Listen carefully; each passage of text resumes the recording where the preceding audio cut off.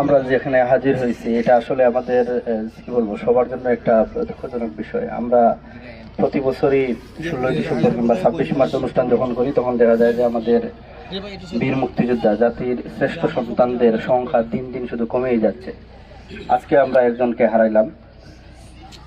ওনার বিষয়ে অনেকেই বলছেন আসলে মুক্তিযোদ্ধাদের অবদান বলে শেষ করার মতো না। ওনারা জাতির শ্রেষ্ঠ সন্তান ছিলেন এবং এই প্রজন্ম যতদিন আছে আমরা মনে করি যে ওনারা সবসময় আমাদের হৃদয়ে একটা অবস্থান দখল করেই থাকবেন ইনশাল্লাহ।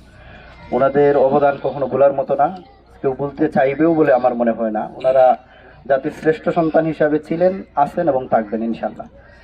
যেহেতু উনি মৃত্যুবরণ করেছেন, আমরা জানি ওনার পার্থিব জীবন সমাপ্তি ঘটেছে।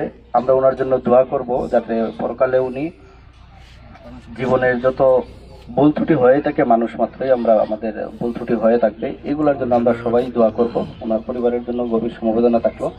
যারা জীবিত আছেন তাদের দীর্ঘায়ু সুস্বাস্থ্য কামনা করি। সবাই সবার জন্য দোয়া করবেন, বিশেষ করে আজকে ওনার জন্য সবাই দোয়া করবেন যেন কবরের সওয়াল জবাবগুলো সহজ হয়। আসসালামু আলাইকুম।